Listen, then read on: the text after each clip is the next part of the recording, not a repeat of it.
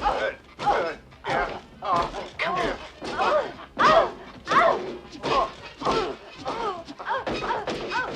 Hold it. Try to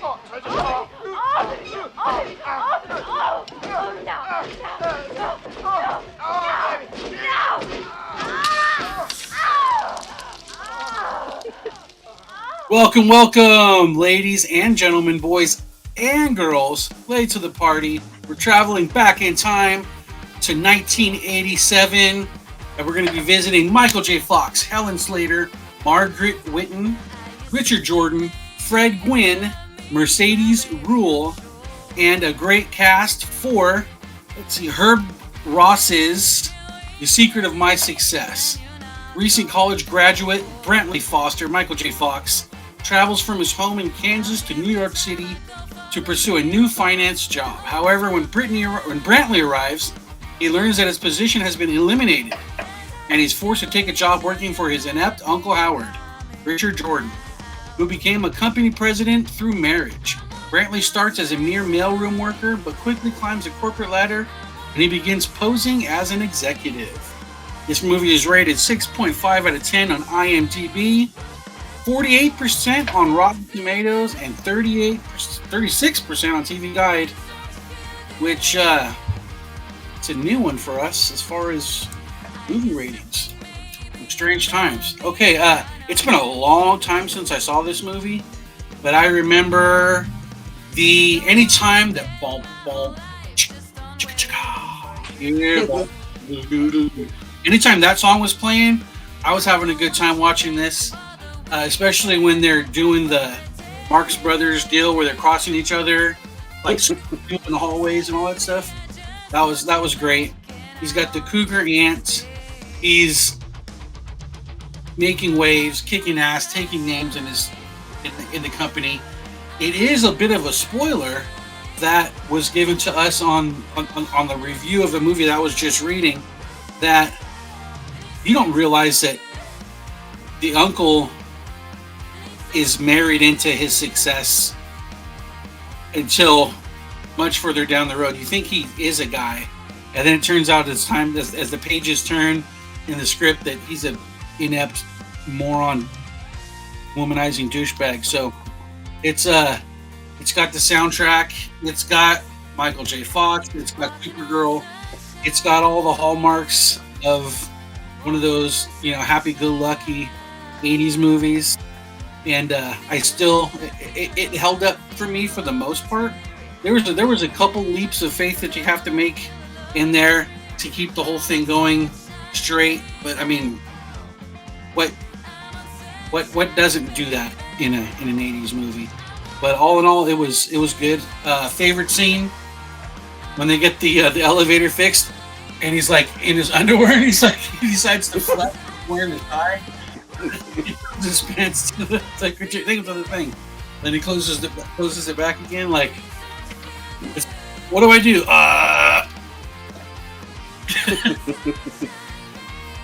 Crazy times. I'm curious to know what were your leaps of faith that you needed to have in order to keep watching. How do you just pop up in these meetings as a guy who can call shots? How do you just appear? Well, let me tell you, today I'm not fuzzy. Today I am actually Carlos Carrillo. That's my full name right now. I have the glasses and the hat. So let me tell you how it breaks down. What it does is when you're what they do is they set it up in the beginning. When he walks in there and he says, we have 30,000 people just in this building. So there's so many people and so many executives at these big things. The idea was that nobody would notice who this guy was. And to me, that's one of the most brilliant things about it. Hold on. Excuse me, man. I don't mean to mess with that guy. That guy's weird. But we're gonna go with the fuzzy take on this. Okay, so the fuzzy reason why is because it's possible, baby. You know what I'm saying? It's something that can do it. All you got to do, if you ever worked in a corporate office, which I have many times, if one person tells you that person works here, fuck, he works here. Then, dude, you don't argue it. You don't think twice about it. It was a little hokey. I agree. Some parts of it was, and then like my favorite thing is the sequence where did we lose him? No. We're here. Good. All right. The one of my favorite parts that tries to explain how good he is that sequence when he first gets figures out, okay, I'm going to take over this guy's office, and that's how I'm going to do it. And then he goes into the library or the research room or whatever, and he looks at the lady like, we have some people in mailroom asking for these numbers, and she's like, take as much as you want. And then all of a sudden the music cues up as high as it can go, and it's a montage. Instead of working out, he's working his brains out, ladies and gentlemen, because he's doing the research. He's flipping, and he found something good because he goes like that. He does that. You don't even need words. You just need motions and shit like that, dude. Like that's Michael J. Fox. Loving it. This is him at a 10, like all the way. Even with his weird hair, like neon orange hair. Dude, he was like still Alex Keaton. Yeah, like he literally was. He played Alex Keaton to the umpteenth power, like down to where he's sitting at the board meeting and next to Helen Slater, and he's talking to her, and he's like, I think that's a dumb idea, and awesome. Oh shoot, not bad. There we go. Now we're better. See, that's why I don't like that Carlos guy, dude. That guy sucks, dude. But now, like, to me though, like, what I love about, like, I think, like, even as a kid watching this movie, like I told you, I'd watch this repeatedly, like over and over again. I love this movie, and think about it, 6-year-old Fuzzy watching this movie, like, thinking, like, like down to even one of my favorite scenes is the pool scene. And the way the music of Jaws is played, like as she hits the diving board, you hear the first da-da, and then it just stops, and then when she pops out, you hear it again. Da-da. My kid goes like I was watching with my kid. He goes, "Uh-oh, something bad's gonna happen. I know that music is. What's gonna happen?" I'm like, "Oh, he's gonna get in your generation's eyes raped, but in my generation's eyes, he's gonna get some." Big difference. But I mean, like, the beauty of the story, I think, is like you were saying, it's an 80s like feel good movie. But at the same token, like when people ask me about like why I'm so peppy and why am I always so positive? Is it because you're walking on sunshine? That's part of it right there. But I literally try to think like this guy does, like down to like the way he was, like that part where like that scene where he's walking on sunshine, he's walking around, he's going up to everyone, morning, and then they do the cute, they had to get the money shot of Michael J. Fox as he pops his head around and gives her the eyebrows and shit, and then he pops back and I'm feeling good, and he's hitting, he's closing all the drawers as he's walking by. It's like literally like a little music video and stuff. Like, it's fucking awesome, dude. You cannot go wrong with this movie. You have not seen it, ladies and gentlemen, stop the show. Go watch it. Come back. Carlos might be back. I don't know. We don't know what happens to that guy. But I'm going to keep him off for this show. Well, this is the first time I saw it. I've never seen this movie up until this point. And did you get the Goonie effect? I'm not as peppy about it as Fuzzy is. No, this is a quintessential 80s movie. This really is. It hits everything that I remember with the 80s. I like the music. My favorite part is the music because I'm a total 80s like music person, and you're right that whenever any of that certain like every time you hear like the certain music that's in the movie, you're just like, oh, okay, some fucked up shit's gonna happen, or something goofy's gonna happen. Yeah. I have the part where she's drinking the water and the instrumental. That's on my playlist. They plays all the time. Like my kid was like, when we were watching, he goes, I've heard this. And I was like, yeah, a million times, buddy. I love this soundtrack.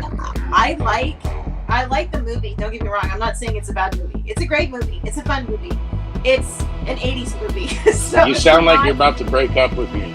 You sound like you're about to break up with me. Look. It's all good. I love you. Go ahead. It's not you. It's me. Again, it's not one of those ones where it's just like like, I'll watch this movie. This was not Rad. This was better than Rad. I like this better than Rad.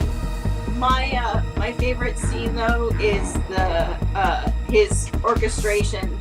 Like, like you don't expect to see Michael J. Fox doing that kind of thing. That's what I thought about. He opens the beer. Yeah, exactly. The best part is when he's throwing when she's giving it to her, and he's like, oh baby. Oh, and then when he's like under the pillow and they're going at it again, he's like, oh. That for me, the reason why that's my favorite scene is, well, I do like sex, but it's one of those things where like you just don't expect. Michael, was it Alex P. Keaton, like doing that in like you just think that he was too pure for that. But my unbelievable, like my stretch of reality for this movie was the fact that Michael J. Fox and Helen Slater were the same height. Well, no, they weren't. Because if you remember, there's that part at the end of the movie where he goes like this. He's actually lower than her. He goes and sits up on the thing. He goes and sits up like that to go kiss her. I mean, yeah, but no, like that's like the only part in the movie that it shows that. When they're walking down the street, they're almost looking at each other at eye level. You know, when they're doing, there's a lot of stuff in there. I'm just like, he's up on the sidewalk, she's at the ground. Yeah, exactly. That's all that's happening. She's trying to flag the cab. So I'm sorry, Supergirl would not date. Billie Jean would not date. That's right. That's better. Alex Billie Jean wouldn't. I'm just saying. No, it's a fun movie. I enjoyed it. I wouldn't put it in my top fuzzy, it's not the top 5 all time, but I'm glad I saw it because there's a lot of references that from like funny TV shows, like other TV shows, or like, Simpsons and Family Guy, a lot of times will bring some of that stuff up. So now I understand the whole like concept and flow for it. All right, JD Geek, bring us down. Just bring us down, dude. Just go for I watched this movie constantly when I was a kid. It was always playing on like either HBO or Showtime when, back in the 80s when that was the thing to watch. And I've watched it a million times. The thing that was new for me this time is I didn't, somehow when I was a kid, I didn't connect that was Supergirl. I always thought she was smoking hot, and I was like, I said, what just the hell is Supergirl? And I was just like, holy crap, it is. So this, like you guys have all been saying, this is your typical 80s aspirational movie. Everything is like, even the apex of the conflict for our main character, it's still not that dark, really. Or at least it's not portrayed that dark. He's in this like love triangle with his aunt and his girlfriend. Is somebody stabbing your cat? No, she's just being dumb. No, Can they? Sorry. She's gonna get choked in a minute. So That's hot. They didn't say choke the chicken. They said choke the cat. Well, anyway. choke the pussy. You know what? That's not this show. That's not this show.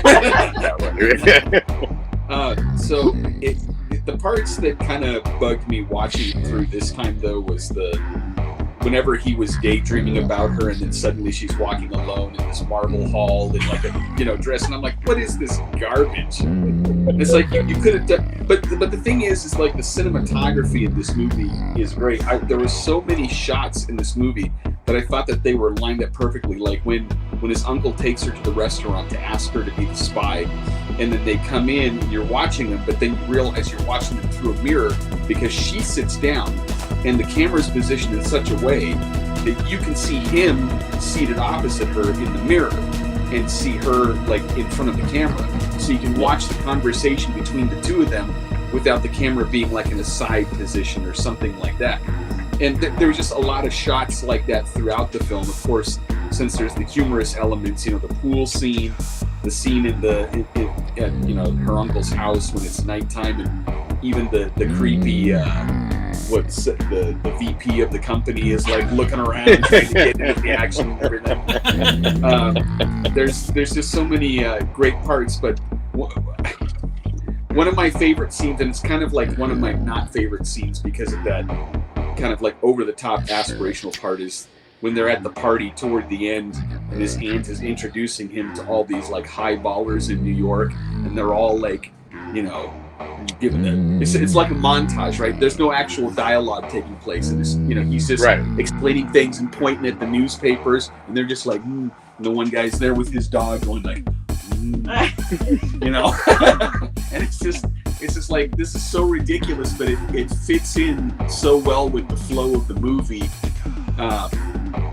It's one of those things that it brought back a lot of nostalgia, and I was surprised how well it still held up over time. I think it's a classic trope, right? I mean, it's still working for Indians in the Indian music, in the Indian movies, when you're using music to go to take you through a thing quickly. Something about that. Yeah. You know, much like you, Josh, I typically throw music out as a plot device, but it's starting to seem like when it's done correctly, it can work. It's not music that I throw out. It's a song and dance number that I throw out. No, I'm jaded on that. It's the dancing, it's the singing, like the dancing numbers and stuff. Like that's the part. Like I'm not big on like musicals, right? But music itself, like if you look at every '80s movie, right? Like the classic '80s movie, they always had a killer soundtrack. Like it may not have been a top 10 hit, you know what I mean? But whatever the song was, it was written like almost for that scene. Yeah, it was like written for it. Like that, like the opening of the movie when he's fucking, you know, he's giving I'm gonna go over there and make it, you know what I mean, and blah blah blah, and then all of a sudden the song is literally called "The Secret of My Success," you know, and he's singing, and then I love when the guitar goes dun, dun, dun, dun, and then they cut to all the people and everyone's just turning their head. Did you see Cindy Crawford was one of those people? Yeah, like, that's Cindy. Her mole was like just flaring in that shot. I was like, God. There were a couple of other people that were in that opening montage too that were like, oh wait, that's somebody. I recognized him as someone. Yeah, that's somebody. I can't put my finger on it, but that's minor celebrities from the '80s. Well, going back to what you were saying, Fuzzy, with the musical numbers. When you were talking about that, it reminded me of the Rocky movies. You know, whenever there's a training sequence, there's always like a music overlay and then like a montage of him hammering out the bag and like lifting weights and running on the beach. And so that's typical.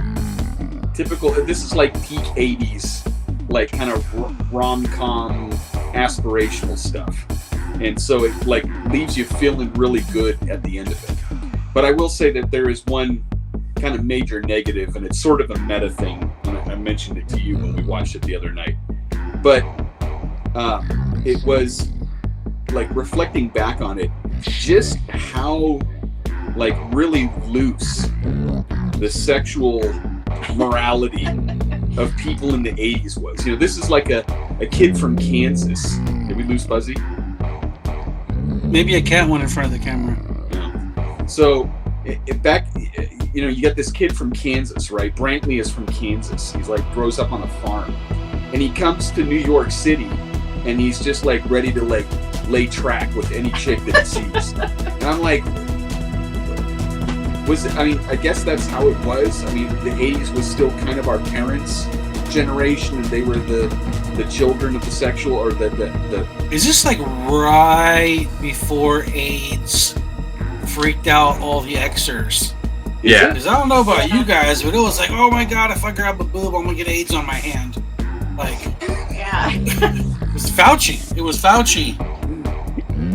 Freaking everybody out about AIDS back then. He was still banging this gong. He was already up to his shenanigans. But that's the thing, is that like everybody was like so loose in this movie, and I'm just like, man, it was already kind of jacked up back then.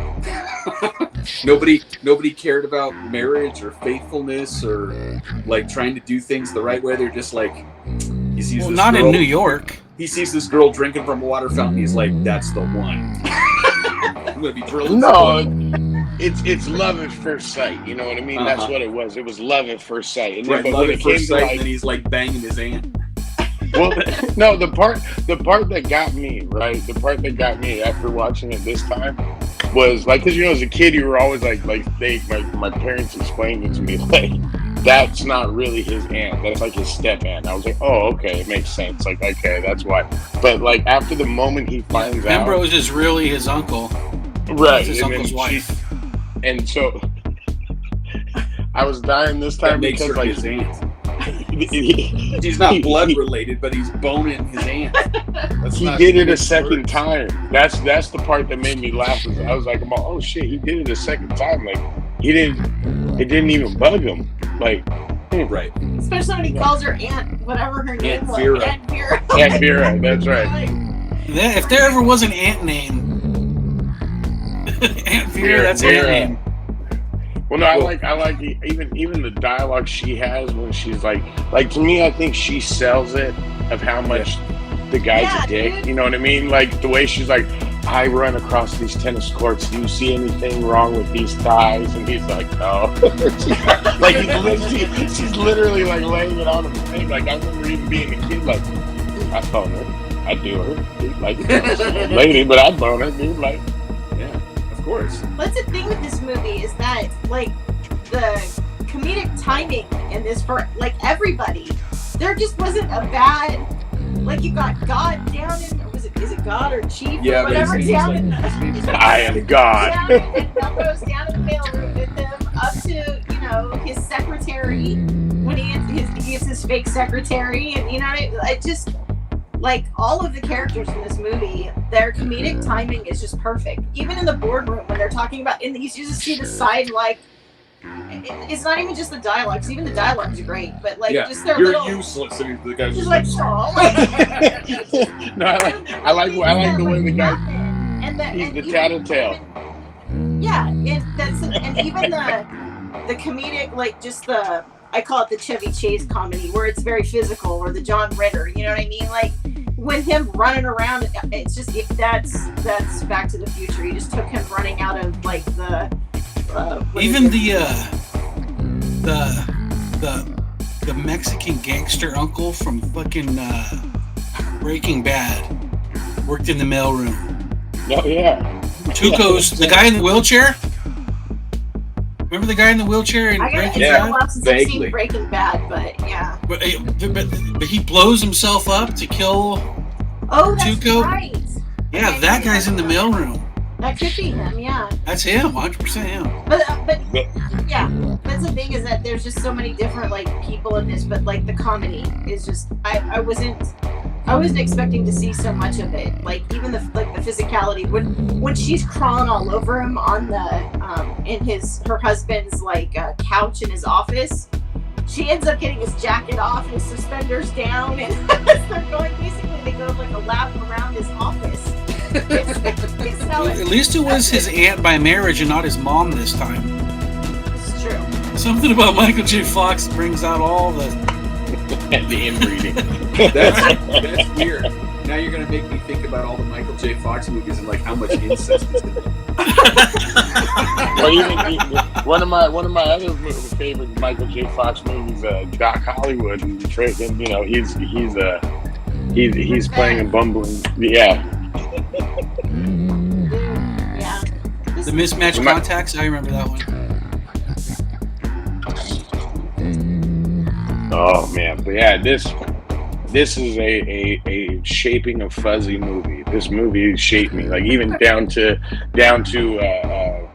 business tactics. I'm telling you, like I'd be in meetings. I remember 6 different meetings that I was with different studios.